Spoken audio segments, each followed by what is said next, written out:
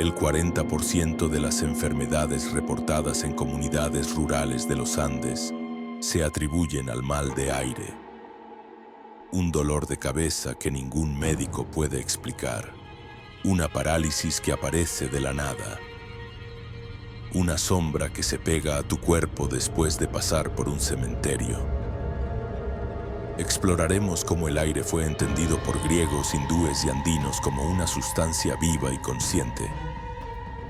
¿De verdad fue casualidad? Hoy vas a conocer la ciencia oculta del viento que respira, lo que puede hacer contigo y cómo protegerte.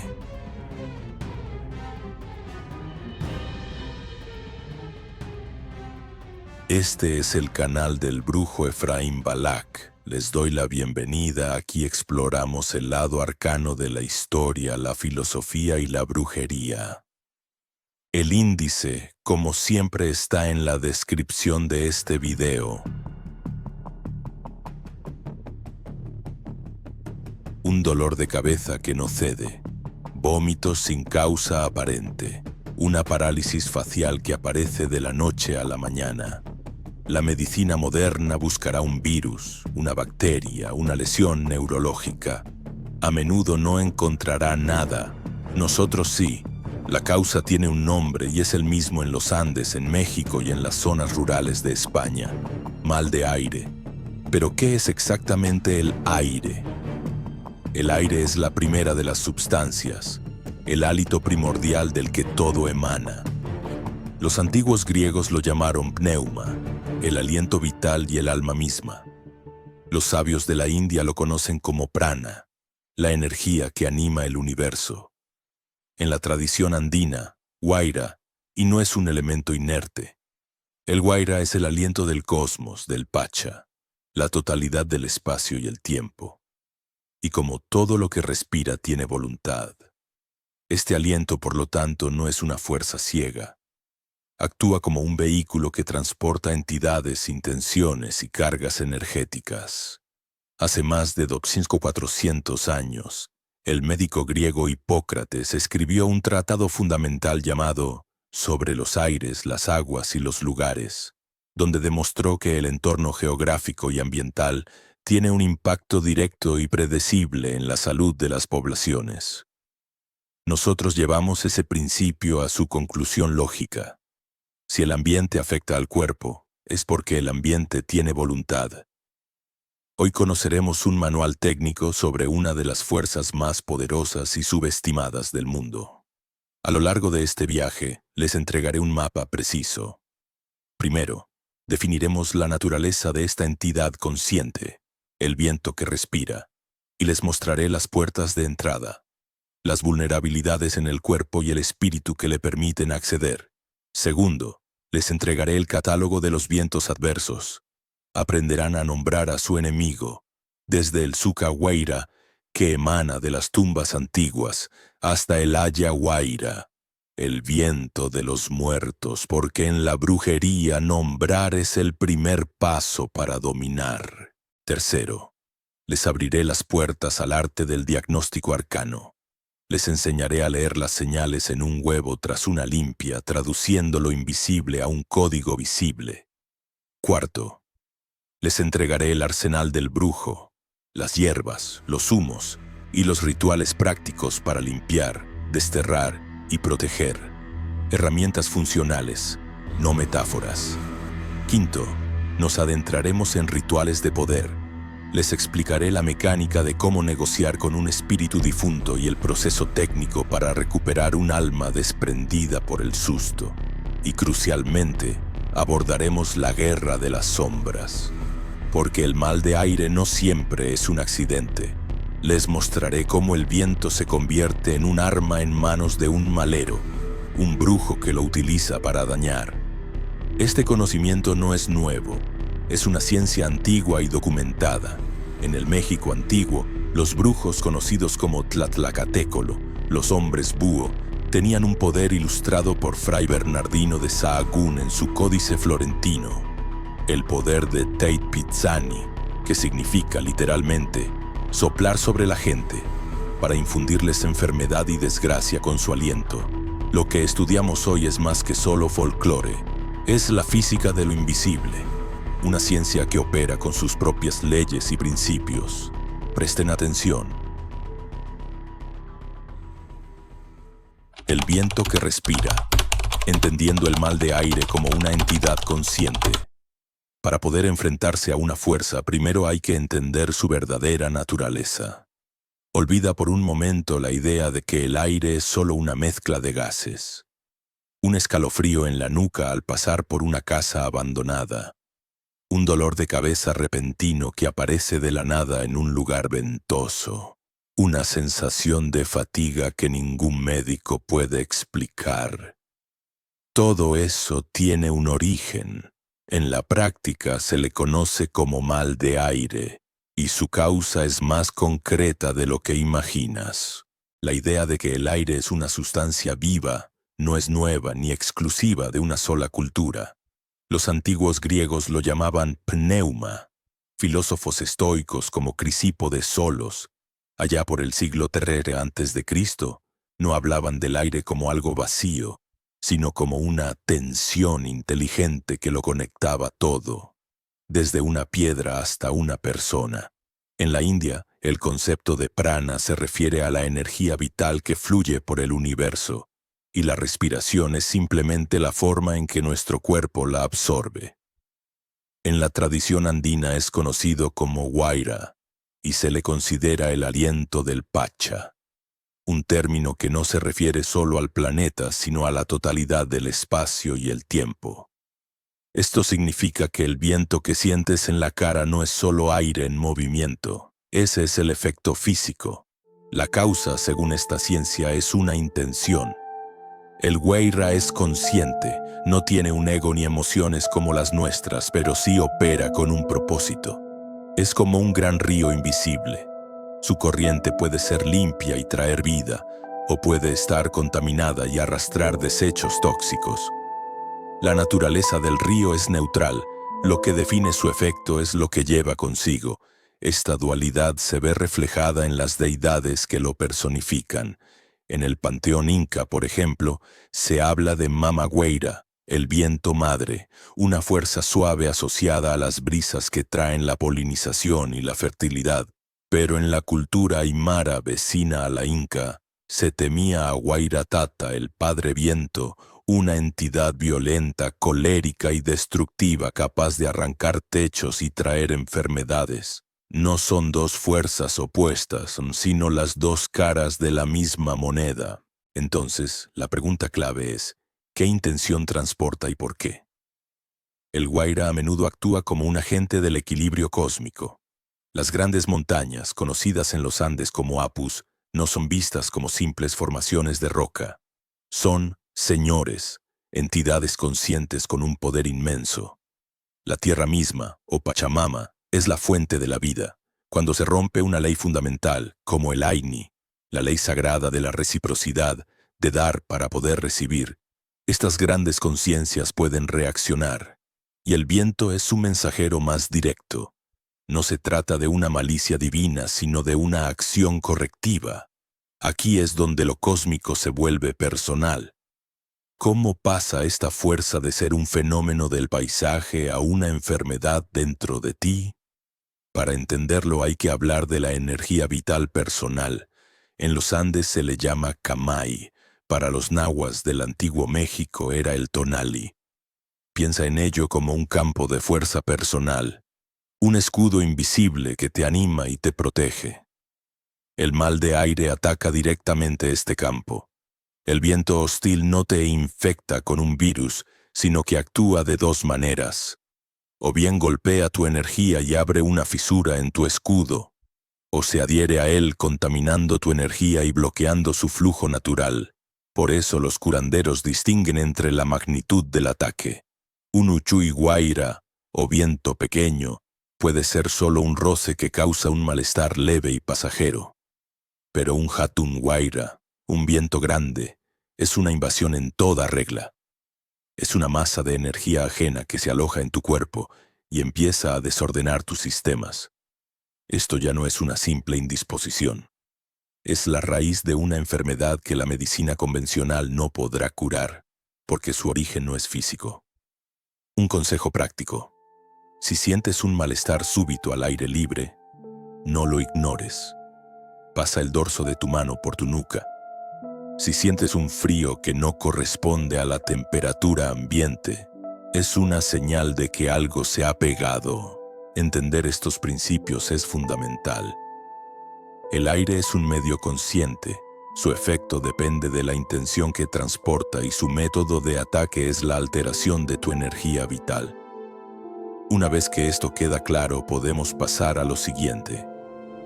Identificar las puertas que le abrimos sin darnos cuenta.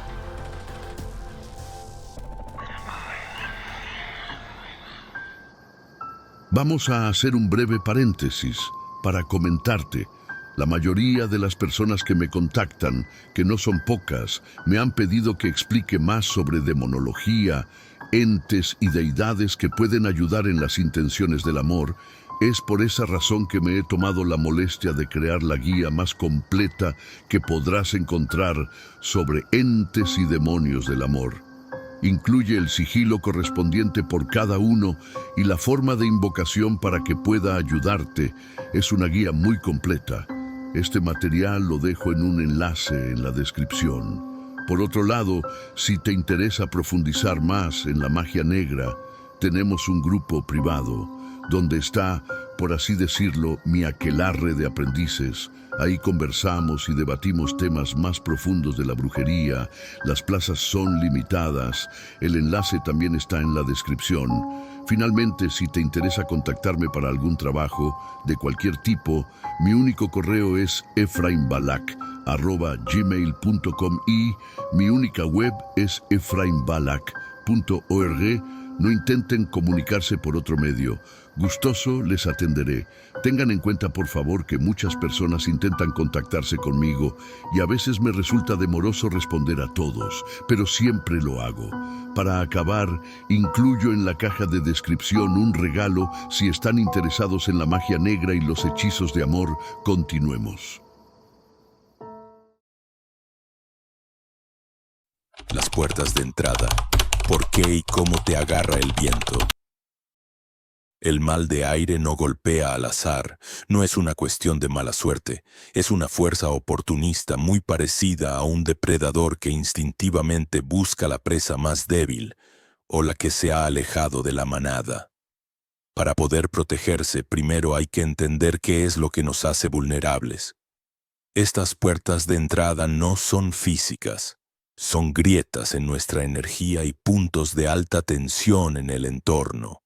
Podemos dividirlas en dos categorías claras: las fisuras del espíritu, que son nuestras debilidades internas, y los nodos de poder, que son lugares en el mundo físico cargados de una energía particular.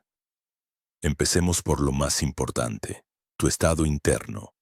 Tu propia energía es tu primera y más formidable línea de defensa. Esta energía personal se llama Kamai.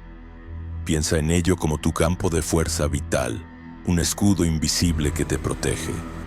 Cuando este escudo está fuerte y vibrante, repele de forma natural las influencias negativas. Pero cuando ese escudo se debilita, se agrieta o se vuelve poroso, te conviertes en un blanco fácil. Las causas más comunes de estas grietas son las emociones intensas y sostenidas. La tradición andina es muy específica al respecto. El Guayra se adhiere a las personas que están consumidas por la pena, la tristeza profunda, el enojo crónico o la preocupación obsesiva. ¿Por qué ocurre esto? Imagina tu energía vital como una hoguera en tu interior. Cuando estás equilibrado y fuerte, el fuego arde con fuerza, proyectando luz y calor. Pero una emoción como el duelo o la ansiedad prolongada actúa como una lluvia fina que va apagando las llamas. Se crea una especie de vacío o zona fría en tu interior, una falta de tu energía. Y la naturaleza, tanto la visible como la invisible, detesta el vacío. Ese espacio que dejas libre se convierte en una invitación abierta para que otra energía lo ocupe. No es un castigo, es simplemente una ley de equilibrio energético. Existen también condiciones físicas que por su naturaleza nos hacen temporalmente más vulnerables. Las mujeres durante el posparto son un ejemplo clásico en casi todas las culturas del mundo. Después del inmenso gasto de energía del parto, su cuerpo y su campo vital se consideran abiertos, con las defensas bajas. Lo mismo ocurre con los recién nacidos y los niños pequeños. Sus espíritus todavía no están del todo anclados al cuerpo, y su kamai es permeable, como una esponja. Por eso, históricamente, son las víctimas más comunes de estas influencias. Un ejemplo histórico fascinante es la llamada Plaga del Baile de Estrasburgo en 1518. Cientos de personas, en un contexto de hambruna y enfermedad, se pusieron a bailar de forma compulsiva durante semanas hasta caer exhaustos. Los historiadores lo llaman histeria colectiva, pero desde esta perspectiva se puede leer como una epidemia de mal de aire, donde una vulnerabilidad masiva permitió que una corriente energética errante se apoderara de la población. Ahora, hablemos de los peligros externos, los nodos de poder. Ciertos lugares del paisaje actúan como acumuladores de energía, como si fueran baterías naturales que se cargan con las emociones y los sucesos que ocurren en ellos. Conocer este mapa invisible es fundamental. Los cementerios son el nodo más conocido. El peligro no reside en los muertos, sino en la energía residual que se concentra allí. El dolor agudo de los vivos y la confusión de los recién fallecidos. El aire en estos lugares está saturado de lo que se conoce como viento por muerto. Un consejo práctico: si tienes que ir a un funeral, lleva en el bolsillo un diente de ajo o una piedra de turmalina negra. No es un amuleto de la suerte.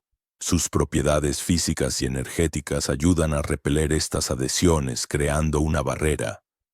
Los lugares abandonados, casas en ruinas, hospitales cerrados, viejas fábricas, son otro tipo de nodo.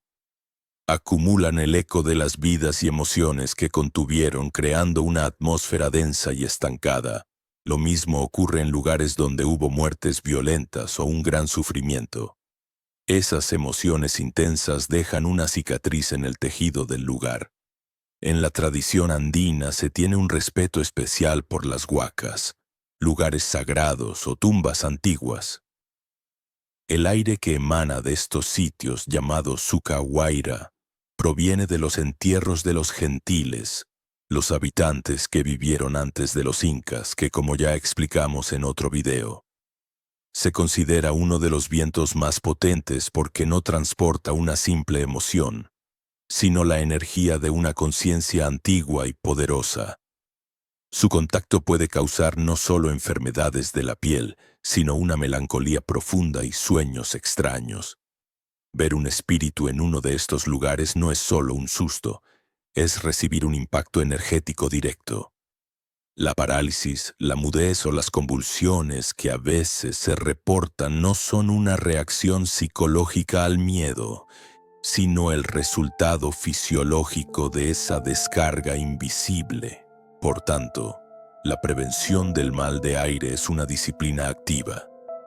Requiere un trabajo constante para mantener la fortaleza interna y al mismo tiempo un conocimiento práctico del paisaje invisible que nos rodea. Es un arte de equilibrio. Mantener tu fuego interior encendido y saber qué caminos es mejor no transitar, sobre todo cuando te sientes vulnerable. El catálogo de los vientos adversos, nombrando al enemigo para poder vencerlo. En la práctica de la brujería, el conocimiento es poder, y el primer acto de poder sobre cualquier fuerza, visible o invisible, es la capacidad de nombrarla. Un miedo sin nombre es un fantasma que lo abarca todo. Un adversario con nombre, origen y un patrón de comportamiento es un problema táctico que se puede resolver. Por eso, es un error pensar en el mal de aire como si fuera una sola enfermedad. No lo es. Es el nombre genérico que se le da a toda una familia de aflicciones, y cada una es causada por un tipo de viento muy específico. Una corriente con su propia firma energética, su lugar de origen y los síntomas que provoca. Lo que sigue no es una lista de cuentos populares, sino una taxonomía de campo, un catálogo de diagnóstico que los curanderos y brujos han ido compilando a lo largo de siglos de experiencia. Vamos al grano. Empecemos por los vientos más comunes y a menudo los más temidos, aquellos que están ligados a los muertos. El más directo se conoce como Ayahuayra, que en quechua se traduce literalmente como viento de cadáver. Este es el aire denso y frío que se concentra en cementerios, morgues, velatorios o en cualquier lugar donde haya ocurrido una muerte reciente.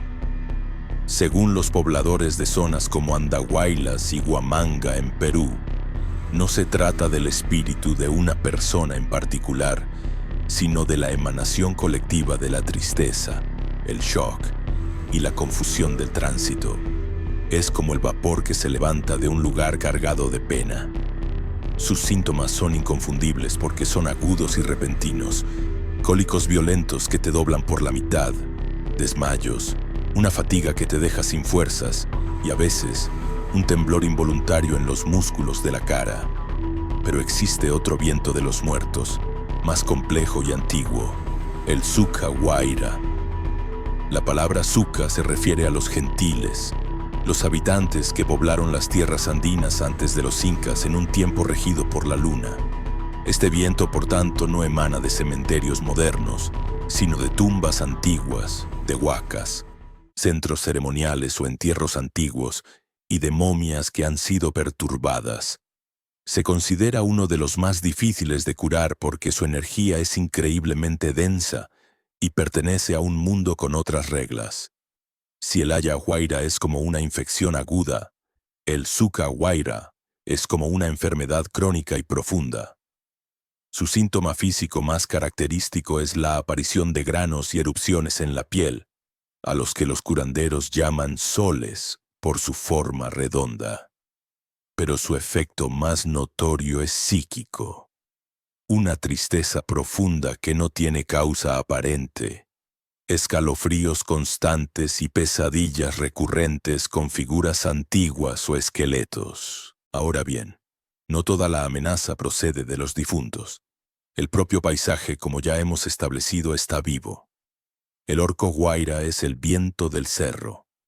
Las montañas, especialmente las más altas y solitarias, son vistas como apus, grandes espíritus protectores, señores del territorio. Si se les ofende o se invade su espacio en mala hora, como el atardecer o el mediodía, momentos en que los velos entre mundos se afinan, pueden liberar una ráfaga de energía como advertencia. Los testimonios de zonas como Cajamarca lo describen como una fuerza física que puede provocar convulsiones, vómitos tan violentos que pueden contener sangre, e incluso una ceguera temporal si el golpe de aire te da directamente en los ojos. Existen también vientos ligados a otros elementos, el Mayuguaira, o viento de río, que según la tradición ataca a quienes cruzan un río con heridas abiertas, causando una hinchazón casi instantánea. El Muyuguaira, el viento del remolino, que es visto como un vórtice de energía capaz de introducirse en tu cuerpo y causar mareos y desmayos. Un consejo práctico: nunca atravieses un remolino de polvo por pequeño que sea. Bordéalo. Y luego está el Caquia, el viento del rayo. Cuando un rayo o illapa cae, deja una carga energética potentísima en la tierra. Si una persona pasa por ese punto poco después, puede absorber esa energía, lo que se manifiesta como un calor interno intenso, fiebre y la aparición de pequeños granos que producen un escozor terrible. Esta idea de un espíritu del viento que trae enfermedad es un arquetipo grabado en la memoria de la humanidad. Su personificación más antigua es probablemente Lilith. Mucho antes de que el folclore hebreo la convirtiera en un demonio, su nombre ya aparecía en la mitología de Mesopotamia. Deriva de la palabra sumeria Lil, que significa viento o espíritu.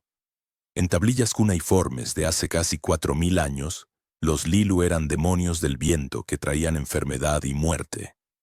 El famoso relieve de la Reina de la Noche, también conocido como la placa de Burney, datado alrededor del 1800 a.C., muestra a una deidad femenina con alas y garras de ave rapaz, simbolizando su dominio sobre el aire y su naturaleza depredadora. Lilith es, en esencia, el arquetipo primordial de esta fuerza. Entender esto te da perspectiva. Cuando te enfrentas a un mal de aire, no estás lidiando con una superstición local, sino con una de las fuerzas más antiguas que la humanidad ha conocido y temido. El ojo que ve lo invisible, el arte práctico del diagnóstico arcano. Una vez que sabes qué es el mal de aire y cómo encuentra sus puertas de entrada, llega el momento crucial, aprender a detectarlo. No se puede combatir una enfermedad que no se ha diagnosticado correctamente, mientras que la medicina moderna usa análisis de sangre y máquinas de rayos X para mirar dentro del cuerpo. Las prácticas mágicas utilizan herramientas que permiten examinar el estado del campo energético. Son sistemas de diagnóstico refinados a lo largo de siglos, métodos que convierten una condición invisible en un lenguaje de signos que se puede leer con total claridad. La herramienta de diagnóstico más extendida, desde México hasta Perú, es la limpia con huevo. No dejes que su aparente simplicidad te engañe. Es una de las técnicas más sofisticadas que existen. El huevo, en casi todas las culturas, es un símbolo de vida, un universo en miniatura. Energéticamente, un huevo crudo y fresco es poroso y absorbente. Funciona como una esponja que, al ser frotada por el cuerpo de una persona, extrae las energías densas o extrañas que se han adherido a su campo vital. La limpia en sí misma ya es un primer paso de la curación, pero su principal función aquí es la de diagnóstico. El verdadero arte comienza después del ritual, cuando el huevo se rompe en un vaso con agua limpia. Lo que aparece en ese vaso no es aleatorio, es un mapa, una especie de radiografía del estado energético de la persona, y hay un código claro para interpretarlo. Si el agua se llena de burbujas o si de la clara suben hilos que parecen picos o agujas, indica que la persona está afectada por lo que se conoce como mal de ojo, es decir, energías de envidia o resentimiento enviadas por otros. Si en la yema o la clara se forman figuras que se asemejan a ojos, la señal es inequívoca. Si la yema aparece cubierta por una capa blanca, como un velo, suele indicar que alguien cercano está drenando la energía de la persona de forma constante. La aparición de puntos rojos o negros es una advertencia de un problema de salud latente o, en casos más serios, de un trabajo de brujería. Y si la yema parece cocida, es una de las señales más graves. Indica que el campo energético de la persona está siendo quemado por una carga negativa muy fuerte, casi siempre producto de un ataque deliberado. Esta práctica es un acto de lo que se podría llamar semiótica mágica, el arte de interpretar los signos que manifiestan una realidad invisible. Si la limpia con huevo es una radiografía, el uso de ciertas plantas sagradas es como una visión directa. Permite al vidente observar el mundo invisible sin intermediarios. El tabaco, usado de forma ritual, es una de las herramientas más poderosas. En muchas tradiciones amazónicas, el curandero sopla el humo sobre el cuerpo del paciente. El humo, al interactuar con el campo energético de la persona, revela las zonas donde hay bloqueos o sombras adheridas. Para diagnósticos más complejos se recurre a plantas maestras como el cactus San Pedro, conocido como huachuma en los Andes. Su uso está documentado arqueológicamente desde hace más de 3000 años, en lugares como el Centro Ceremonial de Chavín de Huántar, en Perú. Bajo su influencia, el curandero no interpreta signos, sino que ve directamente las entidades, el origen de un trauma o la naturaleza de un hechizo. Su principio activo, la mescalina, Es una llave que abre las puertas de la percepción. Finalmente, en la medicina tradicional andina, existe un método de diagnóstico que es a la vez un acto de curación. La limpia con cuy, un conejillo de Indias. El curandero frota al animal vivo por todo el cuerpo del paciente. El principio que opera aquí es el de la transferencia. El organismo vivo del cuy absorbe la energía enferma de la persona. A menudo el animal muere durante el proceso, lo que se considera una señal de que ha absorbido con éxito el mal. Después, el curandero abre el cuy y examina sus órganos. Esta práctica se conoce como extispicina, una forma de adivinación que también usaban los arúspices en la antigua Roma. Si un órgano del animal aparece dañado, inflamado o con alguna anomalía, indica que el órgano correspondiente en el paciente es el que está siendo afectado por el mal de aire. El cuerpo del cuy se convierte en un mapa biológico del daño invisible, permitiendo un tratamiento mucho más preciso. Es un acto de sacrificio que revela la verdad que se esconde en el cuerpo del enfermo. El arsenal del brujo, hierbas, humos y rituales prácticos de liberación. Un diagnóstico preciso no sirve de nada si no tienes las herramientas para actuar. Una vez que has identificado qué tipo de mal de aire te afecta, el siguiente paso es la intervención directa. El arsenal de un brujo o curandero no se compone de artefactos extraños ni de ingredientes exóticos, sino de elementos que provienen directamente de la naturaleza. Plantas, resinas y minerales, todos ellos activados por el poder de la intención. Se trata de una farmacopea energética bien definida, una colección de herramientas que funcionan alterando las vibraciones, limpiando el campo energético y, en esencia, haciendo que el entorno sea tan inhóspito para la energía intrusa que ésta se vea obligada a marcharse. Vamos a organizar este arsenal en 3 frentes de acción: la purificación del espacio, la limpieza del cuerpo y los remedios que actúan desde el interior. Empecemos por el entorno. Antes de tratar a una persona es fundamental limpiar el espacio donde se va a realizar el trabajo. Un lugar energéticamente sucio puede reinfectar al paciente o contaminar el ritual. La herramienta por excelencia para esto es el saumerio, la quema ritual de hierbas y resinas. Esta práctica es universal y antiquísima. La vemos en el uso del incienso y la mirra en los templos egipcios y en las iglesias católicas, en la quema de copal en las pirámides mayas y aztecas, y en el uso de la salvia blanca por parte de los pueblos nativos de Norteamérica. El principio activo es el mismo en todos los casos. El humo no es solo humo. Actúa como un agente de limpieza invisible que se adhiere a las energías pesadas y las neutraliza o las transporta fuera del lugar. Cada planta tiene su especialidad. La salvia blanca, Salvia apiana, es purificadora, ideal para limpiar un espacio después de una discusión o cuando se siente una atmósfera cargada. El laurel y la hierba de San Juan, muy comunes en la brujería tradicional europea, son excelentes para ahuyentar entidades errantes.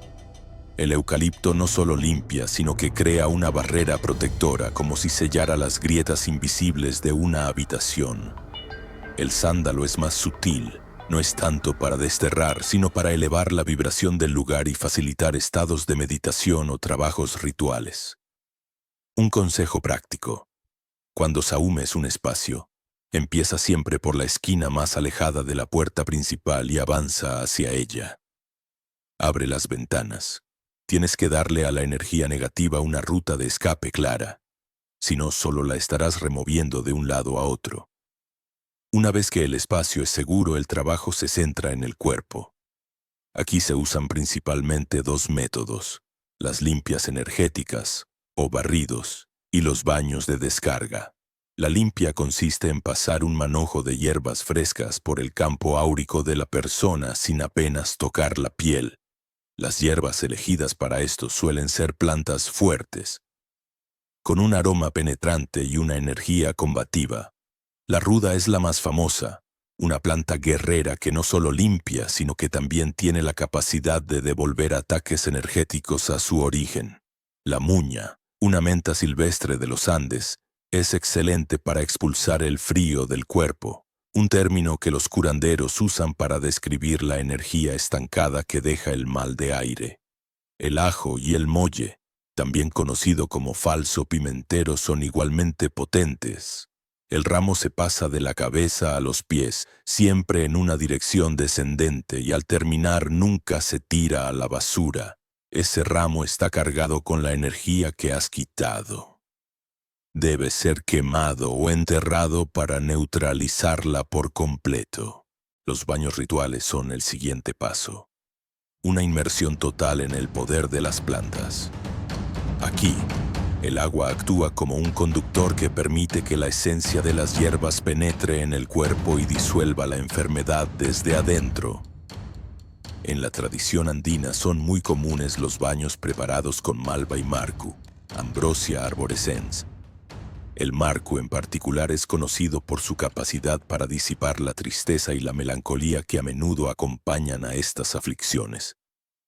En otras tradiciones, se usan baños de sal marina, vinagre y hierbas como la ortiga o el romero. La clave es la intención. No es un baño para la higiene, sino para la purificación. A veces la energía del mal de aire está tan profundamente arraigada que limpiarla por fuera no es suficiente. Hay que combatirla desde el interior. Aquí es donde entran los remedios que se ingieren, preparados que suelen ser de sabor fuerte y naturaleza caliente para quemar la energía fría del invasor. Un remedio andino muy potente, documentado en testimonios de curanderos como Macaria Puma Capa, es una mezcla de querosene, sal y ajo. Suena extremo porque lo es. Su propósito no es nutricional, sino alquímico. Es un purgante energético, una bomba de fuego diseñada para hacer que el cuerpo sea un lugar tan inhóspito para la entidad intrusa que ésta se vea forzada a salir. En la tradición de los guaves de Oaxaca, México, para el mal de aire por muerto, se prepara una bebida llamada pistiguaira, que se elabora con plantas locales y se mezcla con agua bendita. La lógica es que, al bautizar la enfermedad con el agua sagrada, se le da una naturaleza que le permite ser expulsada del cuerpo, a menudo a través de la orina o el sudor. Estos remedios son la última línea de defensa, el ataque directo para desalojar a un enemigo que se ha atrincherado en lo más profundo del ser.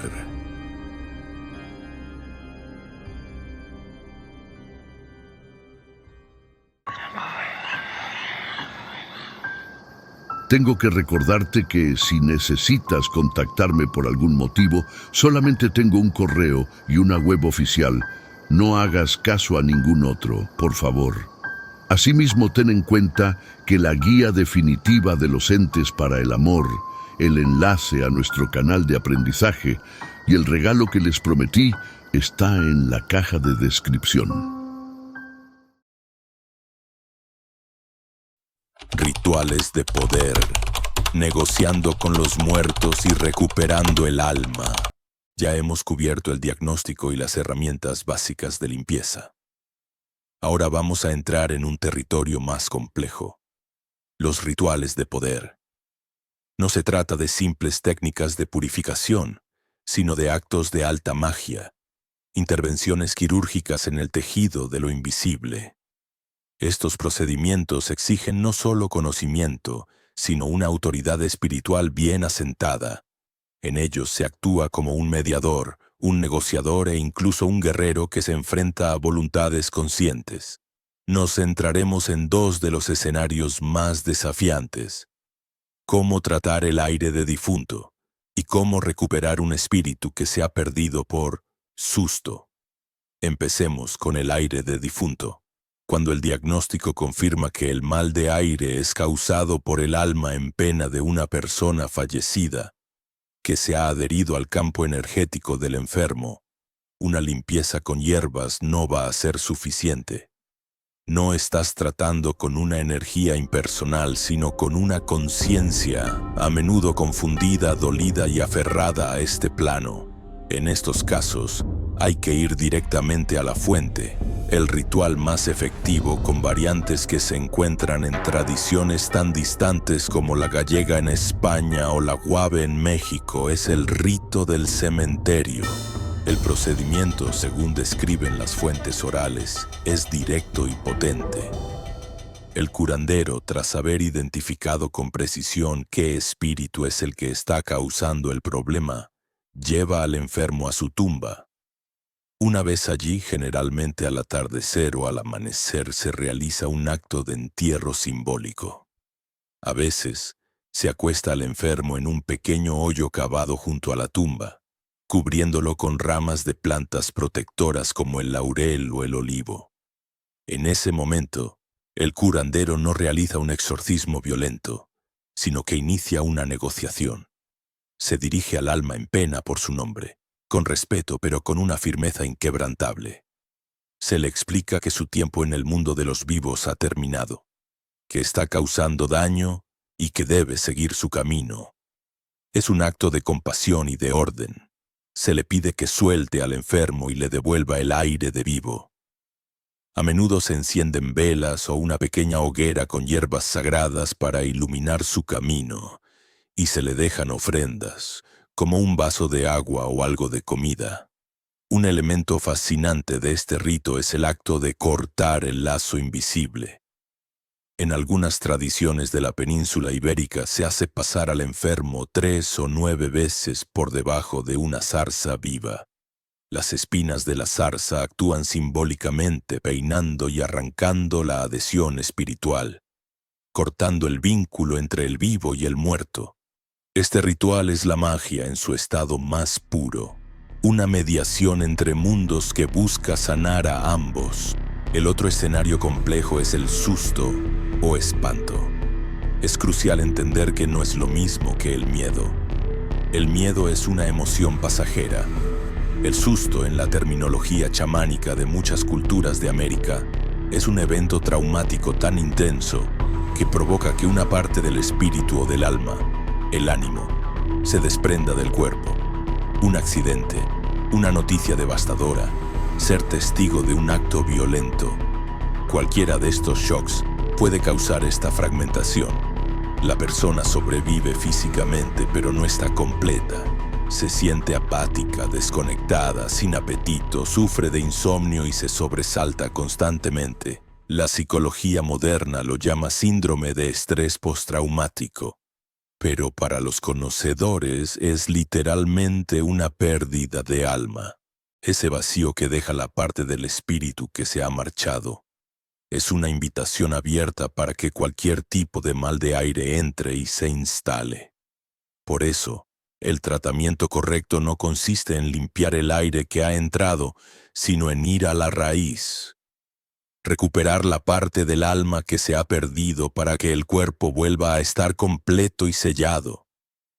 Este es el ritual de la llamada del ánimo. El curandero debe ir a menudo con el enfermo al lugar exacto donde ocurrió el trauma. No vale un lugar aproximado. Se cree que el fragmento del alma se queda atrapado allí, reviviendo el evento en un bucle. El chamán lleva consigo ofrendas o despachos, que suelen incluir hojas de coca, dulces, tabaco y una prenda de ropa del enfermo. Son un pago a la tierra y a los espíritus del lugar para que permitan que el alma sea liberada. El ritual central consiste en llamar al espíritu por el nombre completo de la persona, usando una campanilla, una sonaja o simplemente la voz. Vuelve, nombre completo del enfermo. Tu cuerpo te espera, tu casa te extraña. Se crea un camino simbólico de regreso, a veces con pétalos de flores. A menudo se usa un muñeco hecho con ropa de la persona como señuelo, un vehículo para que el espíritu se adhiera y pueda ser transportado de vuelta a casa. Una vez allí, se realiza un ritual final para asentar el alma en el cuerpo, generalmente soplando humo de tabaco en la coronilla y el pecho del paciente. Esto no trata los síntomas, repara la herida original que dejó al individuo vulnerable. La guerra de las sombras, el viento como arma y los peligros del malero. Hasta ahora, hemos explorado el mal de aire como una especie de contagio espiritual, algo que ocurre por estar en el lugar equivocado con las defensas bajas. Pero es fundamental entender que no siempre es un accidente. El poder, en su esencia, es una fuerza neutra. El mismo fuego que calienta un hogar puede reducirlo a cenizas. Con las fuerzas invisibles sucede exactamente lo mismo. El viento, el guaira, puede ser manipulado, enfocado y dirigido como un arma. Es aquí donde dejamos el terreno de la curación y entramos en la guerra de las sombras, el dominio del malero. Un malero, o brujo que trabaja para causar daño, no es simplemente un curandero que se pasó al lado oscuro. A menudo es un practicante especializado en el arte de romper el equilibrio. Y una de sus herramientas más eficaces es el mal de aire, pero en su modalidad de mal hechizo. Este no es el aire pesado de un cementerio ni el viento furioso de una montaña. Según lo describen los practicantes de Cajamarca en Perú, es el aire contaminado que se desprende de la mesa de trabajo de un brujo cuando está ejecutando un ritual de ataque. Es una corriente de energía cargada con una intención maliciosa, precisa y dirigida. Esta práctica es antiquísima y está bien documentada. El fraile Bernardino de Sahagún, en su monumental obra del siglo XVI, El Códice Florentino, describió con detalle a los brujos nahuas a los que llamó Tlatlacatecolo, que podría traducirse como hombres búho u hombres demonio. Sahagún registró una de sus técnicas específicas, el Teit Pizzani, que significa literalmente el acto de soplar sobre la gente. No era una metáfora, era un ataque mágico directo. El brujo concentraba su voluntad, la imbuía en su propio aliento y la proyectaba hacia su víctima para causarle enfermedad o infortunio. Es la versión más pura del viento como arma. La voluntad de un individuo convertida en un proyectil invisible.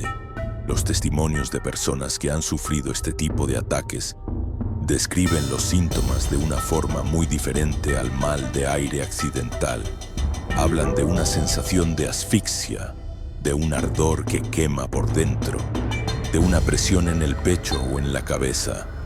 La sensación, según un testimonio, es como si una fuerza del mismo infierno se hubiera alojado en el cuerpo. El ataque, además, es preciso. Si la intención del malero es arruinar un negocio, la víctima empezará a tener problemas inexplicables con el dinero o los clientes. Si busca dañar la salud, los síntomas se concentrarán en un órgano específico. A diferencia del mal de aire común, que es más general, el mal hechizo es quirúrgico. El objetivo del malero, en la terminología esotérica de estas tradiciones, es apoderarse de la sombra de una persona. La sombra aquí no es la silueta en el suelo, sino una parte fundamental del ser anímico que engloba la vitalidad, la fuerza y la suerte. El malero es en esencia un depredador energético, un comedor de sombras. Esta dualidad entre el que sana y el que daña se refleja a menudo en las propias deidades con las que trabajan. Un ejemplo fascinante se encuentra en la mitología que rodea al Cerro Chaparrí, una montaña sagrada en la costa norte de Perú. Chaparrí es una deidad dual. Por un lado es un apu, o espíritu de la montaña al que los curanderos acuden para obtener el poder de sanar. Pero tiene otra cara. Es también un devorador de sombras, celoso y castigador. El mito cuenta que tuvo que luchar y derrotar a su hermano, Yanahuanca, cuyo nombre significa entraña negra, un brujo arquetípico. Los curanderos que trabajan con Chaparrí saben que para mantener el equilibrio deben entender y manejar ambas facetas. El malero, en cambio, pacta directamente con el lado oscuro de estas fuerzas. Por esta razón, cuando un curandero diagnostica que un mal de aire es en realidad un daño o un mal hechizo enviado por otro brujo, el tratamiento cambia por completo. Ya no se trata solo de limpiar al paciente, se convierte en una contramedida, en una defensa activa. Los rituales se vuelven más agresivos. La limpia no solo busca quitar la energía negativa, sino también identificar al agresor y devolverle el ataque. Muchos de estos rituales culminan en un acto de reversión. Si, por ejemplo, en la limpia con huevo la yema aparece cocida, una clara señal de brujería, ese huevo no se desecha de cualquier manera. Un consejo práctico para estos casos: el huevo se introduce en un frasco con agujas, clavos, sal negra y vinagre, y se entierra en un cruce de caminos o, si es posible, cerca de la propiedad del agresor. Este acto no solo neutraliza el ataque, sino que lo devuelve a su origen. La curación, en el contexto de una guerra de brujos, deja de ser un acto pasivo. Se convierte en un acto de fuerza ritual: neutralizar, proteger y, a menudo, contraatacar. El equilibrio cósmico, Aini Kamai y la filosofía detrás de la magia.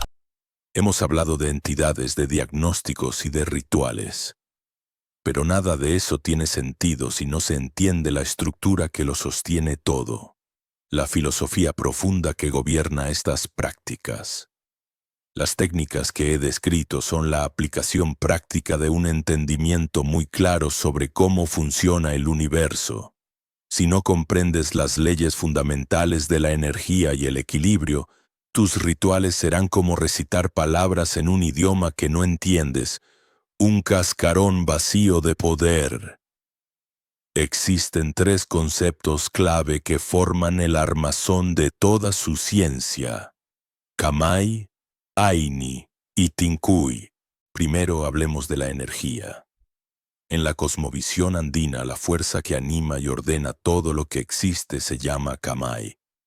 No es energía en el sentido vago y abstracto que se usa hoy en día. El Kamai es el aliento que da propósito, la fuerza que infunde vida y conciencia en una montaña, en un río, en una planta y, por supuesto, en una persona. Todo lo que existe tiene su propio Kamai. Es tu fuerza vital, un concepto muy similar al que en el antiguo México se conocía como tonali. Desde esta perspectiva, una enfermedad como el mal de aire no es, en su origen, una invasión. Es fundamentalmente una debilidad o un bloqueo en el flujo de tu propio Kamai. Cuando una persona siente que su vida está estancada, que sus proyectos no avanzan o que ha perdido la conexión con su entorno, es una señal clara de que su Kamai está bajo o bloqueado. El mal de aire no causa esto, sino que se aprovecha. Entra en el sistema porque la presión de la energía interna ya es baja. Por lo tanto, el objetivo real de cualquier curación no es solo sacar al intruso, sino, más importante aún, restaurar y fortalecer el Kamai de la persona. La expulsión del mal es una consecuencia natural de que recuperes tu propio poder. Un espacio lleno de luz no deja lugar para que entre la sombra. Ahora, si el Kamai es la energía, el Aini es la ley que regula cómo se mueve. La traducción más común es reciprocidad, pero se queda corta. El Aini es el principio fundamental de que todo en el universo está interconectado a través de un constante ciclo de dar y recibir. Nada existe por sí solo. Es un concepto de justicia cósmica y equilibrio dinámico. La salud, la prosperidad y la armonía, según esta visión, solo son posibles cuando vives en un estado de Aini correcto. Esto significa que no puedes tomar sin dar. La enfermedad, a menudo, es el resultado de un Aini roto. Quizás has tomado demasiado de la tierra sin hacer una ofrenda. Quizás has causado un daño a tu comunidad. Quizás has faltado al respeto a un lugar de poder. La enfermedad es el síntoma, la forma que tiene el cosmos de notificarte que tienes una deuda pendiente. Por esta razón, en la medicina andina, el ritual de curación casi siempre incluye un pago a la tierra, conocido como pagapú o despacho. Esto no es un acto simbólico opcional, es una parte crucial del tratamiento. El curandero prepara una ofrenda con elementos como hojas de coca, semillas, dulces y lanas de colores, y la quema o la entierra en un lugar sagrado. Al hacer esto, no solo se pide ayuda a las deidades, sino que fundamentalmente se está restaurando el Aini. Se está saldando la deuda energética que creó la vulnerabilidad en primer lugar. Sin este acto de reciprocidad, la curación puede ser solo temporal, porque la causa raíz del desequilibrio sigue ahí. El pagapú es la acción que dice: reconozco mi deuda, la pago, y pido que el equilibrio sea restablecido. Finalmente, está el concepto de Tincui. La palabra significa encuentro, pero se refiere al encuentro de dos fuerzas opuestas y complementarias. Para la visión andina, el universo es dual: sol y luna, día y noche, masculino y femenino, el mundo de arriba, Hanan-Pacha, y el mundo de abajo, Urim-Pacha. La vida y la salud no existen en los extremos, sino en el punto de encuentro armonioso de estas fuerzas. Ese camino del medio, esa línea de equilibrio, se conoce como el Chaupiñán. El mal de aire, como toda enfermedad, es el resultado de una ruptura en este delicado Tincui. Es la prueba de que la persona se ha ido a un extremo: demasiada tristeza, una energía fría; demasiada rabia, una energía caliente y descontrolada. El rol del curandero, opaco, no es solo el de un médico, sino el de un maestro del Tincui. A través de sus rituales no está simplemente luchando contra un mal, sino que está ayudando a la persona a encontrar de nuevo su centro. Por eso la curación es mucho más que un acto físico, es un reordenamiento cósmico a escala personal. Al sanar, la persona no solo recupera su cuerpo, sino que reafirma su lugar en el universo. La voz del viento. Testimonios vivos de un poder real e incomprensible. Hemos recorrido la teoría, las técnicas y la filosofía que sustentan la ciencia del mal de aire. Pero todo este conocimiento se quedaría en el plano de las ideas si no fuera por las experiencias directas, los testimonios de personas que se han encontrado cara a cara con esta fuerza. Las historias y los casos reales son lo que le da cuerpo y sangre a esta práctica. No son simples anécdotas para entretener, sino la evidencia de campo que demuestra que el Weira no es una creencia, sino una realidad que opera en el mundo. Voy a compartir 3 relatos que ilustran la naturaleza tangible de esta fuerza. El primer testimonio proviene de una mujer que relata una experiencia de su niñez en la sierra peruana. No es la historia de una enfermedad, sino la de una visión directa. Una de esas raras ocasiones en las que el velo entre mundos se rasga. Cuenta que jugaba cerca de su casa mientras su tío, que había bebido un poco, descansaba a la sombra de un árbol. De repente sintió un cambio en la atmósfera. Un silencio pesado, y vio cómo el viento comenzaba a arremolinarse alrededor del hombre. Pero no era un simple remolino de polvo. Ella describe haber visto con la claridad sin filtros que solo un niño posee, la forma de un gigante transparente, hecho de aire tembloroso, con múltiples tentáculos que se movían como si tuvieran vida propia. Vio cómo esta forma golpeaba a su tío repetidamente hasta que el hombre se desplomó, inconsciente. Cuando los adultos llegaron, atribuyeron el colapso a la borrachera. Nadie le creyó a la niña, pero ella sabía lo que había visto. Esta historia es crucial porque ilustra un punto fundamental. El Weira no es solo una fuerza abstracta. Tiene forma, tiene conciencia y puede interactuar físicamente con nuestro mundo. El segundo relato es el de Macaria Puma Capa, una curandera andina que antes de serlo fue víctima del mal de aire. Su testimonio es invaluable porque describe la enfermedad no desde fuera, sino desde dentro. Cuenta que una noche, al salir de su casa, sintió que el viento de la noche se introducía en su estómago. La sensación no fue de frío, sino la de algo sólido y vivo que entraba en ella. De inmediato su estómago se endureció como una piedra y perdió la capacidad de hablar. Su cuerpo quedó rígido, paralizado por esta fuerza interna. La llevaron con un curandero, don Melchor, quien diagnosticó el problema al instante y le dio a beber el remedio que ya hemos mencionado, una mezcla de querosén, sal y cebolla. Macaria describe la experiencia de beberlo de una forma muy vívida. Sintió que el remedio quemaba como fuego en su interior y, lo más importante, sintió como ese fuego interno combatía a otra fuerza que también se manifestaba como fuego.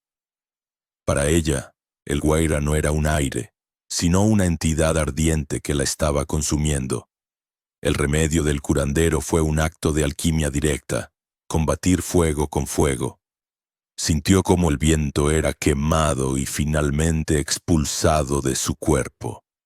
En ese preciso instante recuperó la voz y el movimiento. El último caso no trata sobre una persona, sino sobre un lugar de poder. El Cerro Chaparrí en la costa norte de Perú, una deidad montaña, o Apu. La historia de Chaparrí, recopilada por antropólogos como el italiano Mario Poglia, encapsula la dualidad de toda fuerza natural.